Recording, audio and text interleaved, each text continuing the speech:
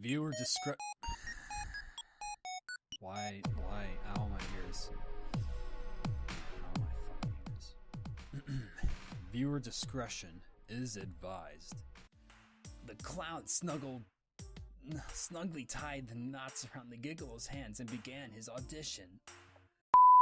Welcome back to the stage of gaming. I'm Extreme Raging here with Creep Speak, Episode 1. And fuck this music! Okay, alright. Okay, wow. Alright, the music. Woof, right off the bat. This already gives you such an impression. Very, very advanced background right here. It's simple yet elegant. Apparently this is a cross between Black Mirror and the Twilight Zone. But hey, I have no idea, so let's find out. This is the first impressions by... Whoa. What the what is that thing? Emerald eyes, red... Oh god, that's so creepy. Well, with a creepy character like that, what's he holding? A scythe? What the hell is he holding? Holy crap. Anyways. Hello, my children. Okay, wow. That music. Do I even need to talk? Just listen to the music. Today I will tell you a story. Welcome to Creep Speak. Trademark incorporated. If you prefer to stay and dance, so be it. I can wait for you to finish. Click on or dance, my child. Oh, come now. At least wiggle a bit first. No. Quiet down now. Please calm yourselves. For the premiere of Creep Speak, Trademark incorporated. I bring you a tale of a family. A father that wants to provide, a mother that wants to inspire, a boy that wants to grow up, and a dog along for the ride. I mean, whoa, okay, there we go. The deputy, the gigolo, the artist, the boy and his dog are playing Monopoly in room 216A, designated for supervised visits. The artist and gigolo are the boy's parents. The deputy is supervising the visit, and the dog is always leashed at the boy's side. The artist chooses the thimble, a tool. A tool for creation. The gigolo chooses the top hat, a powerful addition to any suit. The deputy chooses the boots. A boot on the ground is a service to the community. The boy chooses the dog. Not a Shih Tzu, but it'll do. It is September 23rd. Oh god, let me redo that. It is September 20th. No, that's right. It is September the 23rd, the boy's 13th birthday, but the parents don't remember. They have seen their child once a week under the deputy's supervision for the last month, following the policies and procedures outlined in the Policies and Procedures Handbook for the Supervisor's Juvenilation Visitation Agitator. I quit. I'm done. The Policies and Procedures Handbook for the Supervised Juvenile Visitation Edition 3, Revision 1. The deputy is the frustrated case managing officer, a tall black female who polishes her leather shoes daily to keep the reflection off the fluorescent lights shining. The only item in the entire station as polished as her shoes is the leather holster securing her revolver. The artist is an artist. Who would have guessed? She paints and draws and occasionally sculpts. She spends her days searching for inspiration, scouring magazines and news articles. She multitasks, consuming as much inspiration as possible while she smokes cannabalicious or hashish.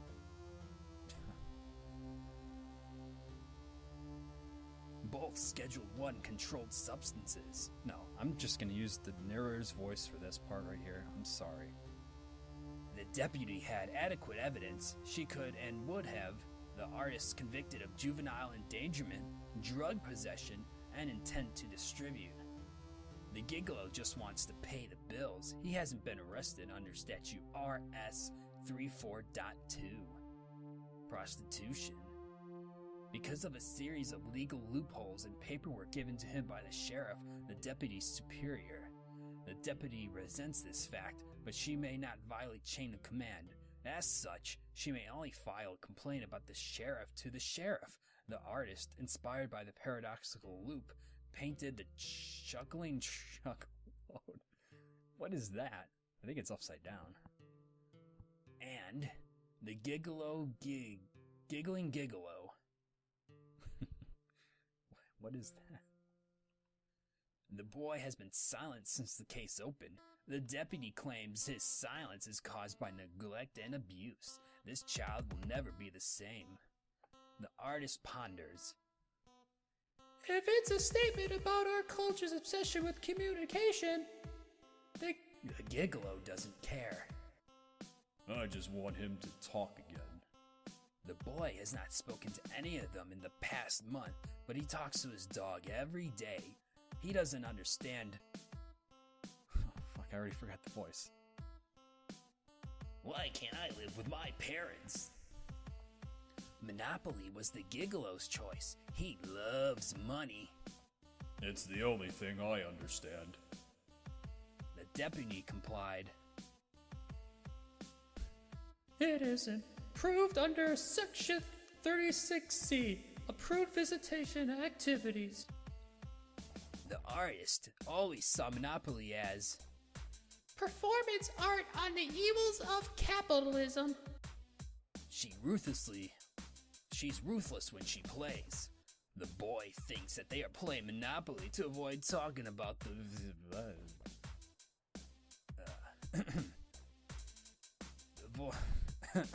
rape. He thinks Monopoly is the distraction to avoid talking about the man with the clown makeup ravaging his mother in the middle of the night. The giggle. What? Where did this come from?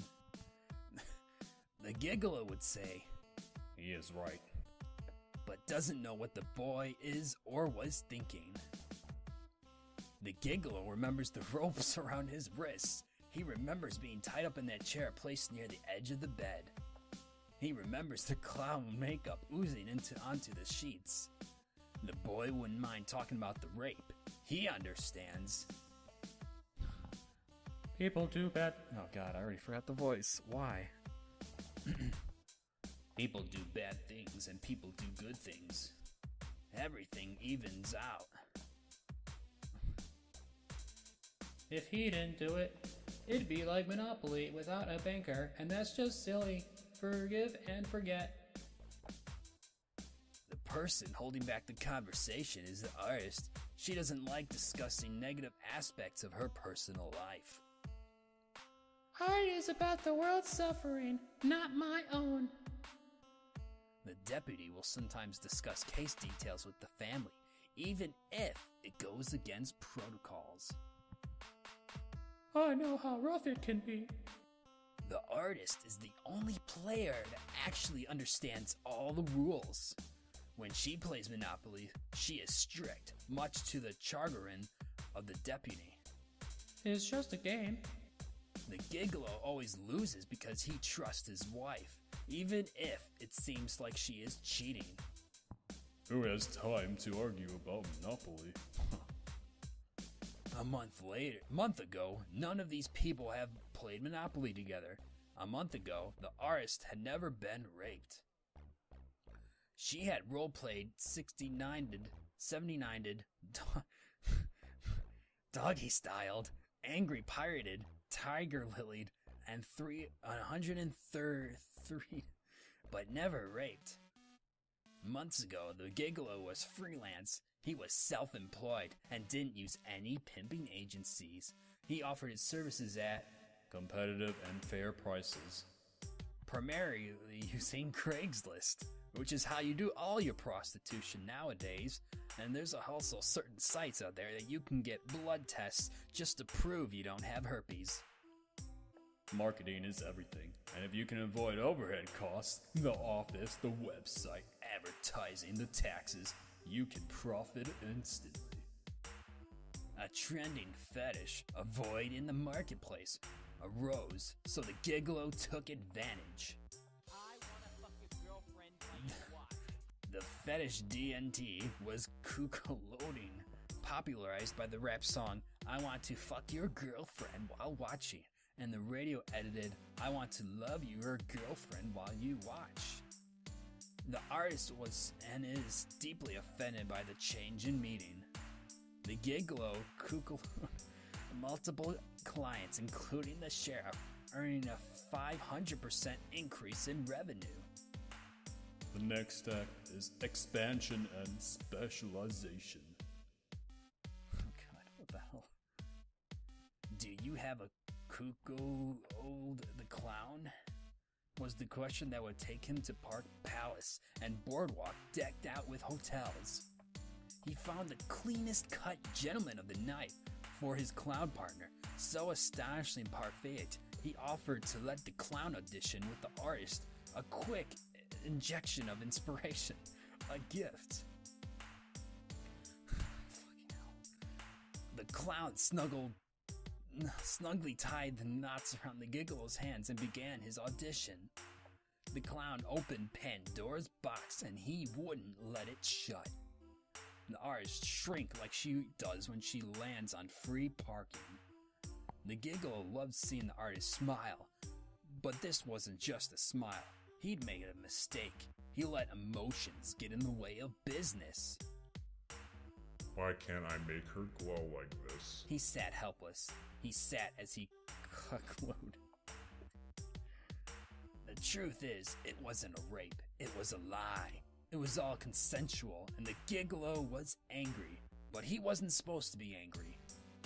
I'm supposed to be in control. Business is simple. Clock in, clock out. I don't let business control my emotions. The artist, with globs of makeup staining her face, found ecstasy. Then the boy with the dog on a leash and a little league slugger came up from behind, swinging once as hard as he could, cracking the skull of the clown. His head lay on the floor, clumps of blood and makeup, polka dotting the scene. But the deputy only saw the aftermath. The derelict parents and an innocent child tied together by forms, certificates, and family photos.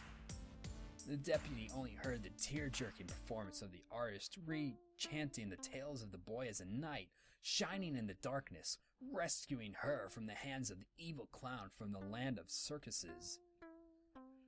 The deputy knows about the deviant sex. She suspects foul play, and she wants the gigolo to go downtown. Not in a sexual manner, of course. She knows how the child feeds and walks that dog by himself. She knows that boy does well in school and could amount to something instead of being in arrested development, hindered by two monsters, one dice roll away from directly to jail. She remembers seeing that boy sitting on his bed with the dog on his lap and a few tears in his eyes. It's okay. Everything will be okay. She remembers holding that boy and waiting with him while the parents were interviewed. The boy told her every detail, cold and heartless. A boy in a loving house with a good mother would never talk about these things. The boy remembers the night too, and he likes the deputy. He loved being held close to her tits and listening to her heart pound when he told her about the rape. He thought she enjoyed all the details about that home run. Oh God, I keep forgetting this voice. I apologize, I can't remember his voice. Actually, I'll just use mine. She told me it was okay, and all I could think about was to do all the hot chicks talk. Wow. I'm really sorry. Even in my normal voice, I can't. This story's really getting to me. And all I could think was to do all hot chicks talk this much. Wait. Okay, maybe it isn't me. He remembers wanting to leave with the deputy. He remembers the first night in the facility sitting with the dog. The deputy is kind of hot, don't you think? Don't judge me. The dog has no perception of time. It lives internally rounding the board, passing go. He looks away from the group, waiting for the chair to slide back, his signal to get up and follow the boy or to be dragged along. Woof. The deputy's position for prostitution is simple. We prostitute, we execute. Though she is uneasy about the current case, she suspects the boy is confused about his actions. She should have filled out all the forms a month ago. The sheriff, in exchange for oral tap dance lessons, made it the deputy's responsibility to clear the boy of any wrongdoing. She waited, hoping a state-licensed therapist would deem the parents unfit and save the boy's life. Unfortunately, these sex addicts freaks will get their child back today unless I can find reasonable suspicion to arrest that pervert gigolo. No one will leave a child in the care of a pot-smoking painter. The gigolo moves his piece 2 spaces from luxury tax to go and asks the artist about when the player actually collects the 200 from passing go. Go is limbo. That's the boy's life, sitting on go with a dog leashed at his side. None of the 3 adults care about what he wants. All they care about is control. It's so obvious. Dad wants me to be rich. Mom wants me to meditate. The deputy wants to be my mother, but I'd rather she be my girlfriend. I want to be like my dad. The artist senses something in the tone of the gigolo's voice. She looks into the gigolo's eyes. She looks deep. She sees the pupils slyly dilated and the facial muscles tightening. Anger. She remembers this look because it frightens her. It's human exposition. It's raw. You can't fake it. She remembers that look on her husband's face, plus clenched teeth. Pain. Had she seen the boy's face that night, she would have noticed relaxed facial muscles, displayed teeth, and fully dilated pupils. Pleasure. The dog barked loudly, shakes running through his little body. This upset the boy. The 3 adults began making suggestions for how to quiet the dog. The boy slowly massaged the shinzu. Why aren't we talking about the rape? The 3 adults stared at the boy, then at each other, and then back at the boy. The gigolo faked a smile. He's not a murderer. He just can't be. Fine, I'll start. I didn't mind taking my slugger to the side of the clown's head. He was a threat, so I took him out. I would do it again, and perhaps a 3rd time, but I might have to buy a new slugger at that point. It's pretty lame to use a stained bat. You did a good job, son. You saved my mother from a rapist. Did he actually enjoy killing the clown? Are you aware of the self-defense statutes in our jurisdiction? Self-defense statute? The boy muttered, trying to play it cool in front of his crush. Darling, your role. Talk and roll. What if the person wasn't a rapist? Wishing she had time to revise the statement for a more climatic effect. What if this man in the bedroom... Sorry. What if this man in the bedroom whom you thought to be a threat was actually a consenting adult named the clown and not a rapist? The boy had come to realize from talking to a state-licensed therapist that it's good to be honest with your feelings. It was pretty cool to see how the blood and makeup made these dots on the floor. The gigolo asked with his hands covering his mouth, Do you remember the sounds your mother was making? She was screaming. Sometimes there's a limbo between pleasure and pain. Like landing on go. Did you know this clown before that night? Any previous contact or relations? The deputy pieced together her case. Sorry, my dear. We don't speak to the police about family, unless you are looking for an escort. What's your fetish? She is clearly lesbian. You can tell by her haircut and those shoes. No one's in stock this week, but I've been looking at a market expansion. The lesbian demo might be the perfect zag. This is an inappropriate discussion. There is a child at the table. I don't mind. I'll throw you some deeds. Lesbians are sexy. What? The deputy said as if she were being accused of murder. Her? Son, I love the confidence, but you are being too aggressive. Women don't want to be treated like Baltic Avenue to toss around and trade.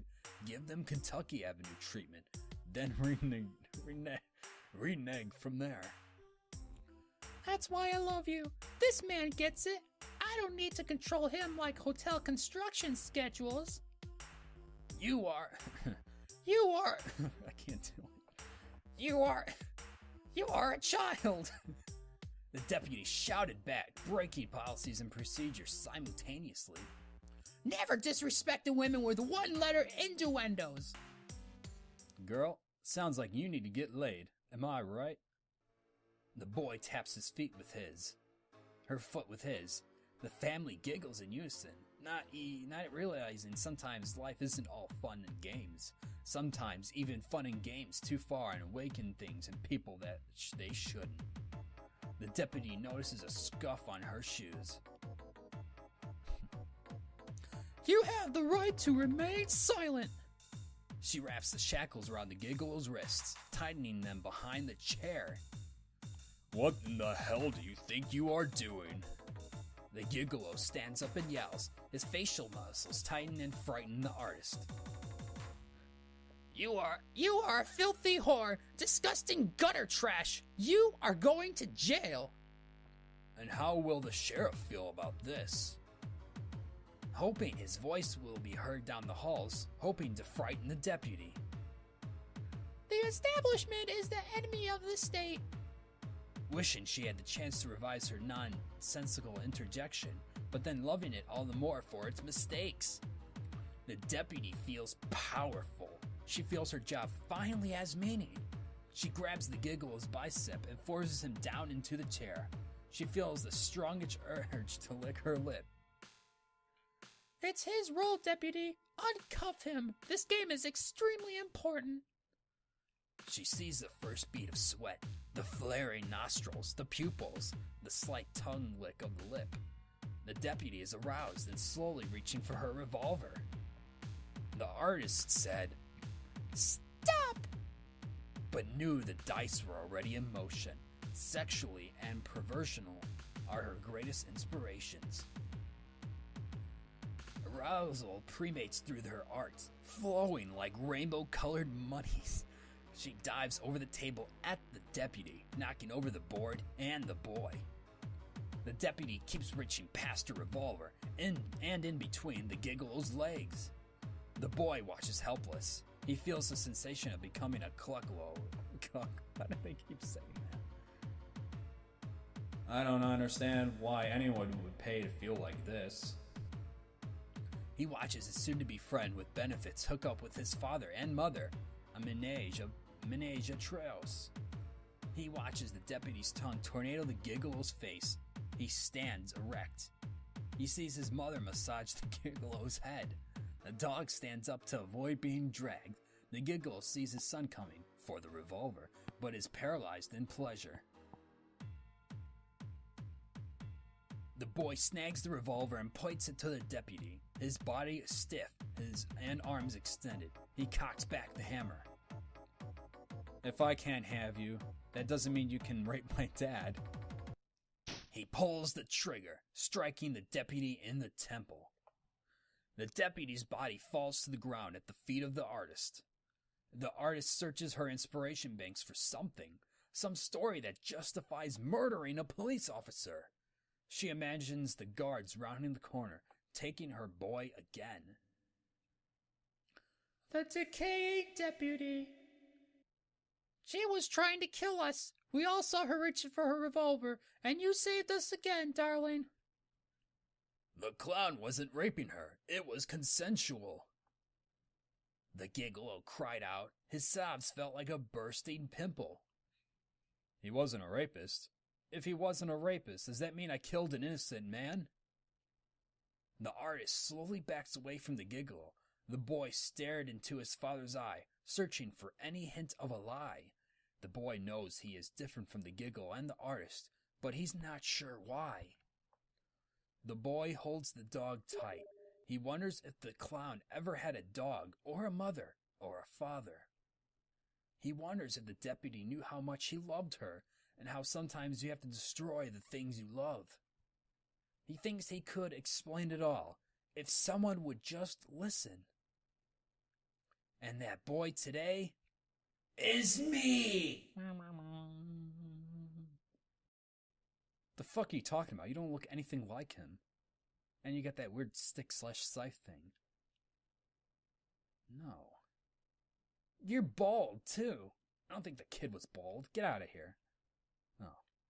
Just kidding. I don't tell cliched bullshit. Until next time, my children, this was Creepspeak Incorporated. Trademark Incorporated. Wow. I don't even know what to say. All I can say is something like that has never happened to me before. Oh, man. I'm sorry that my voices were out of whack sometimes and I didn't have the perfect narratives, but oh man, that was a story. Note to self, if I ever see a clown raping my mother, just at least don't kill him. My name's Extreme Raging. Thank you for watching, and right now, I need some help.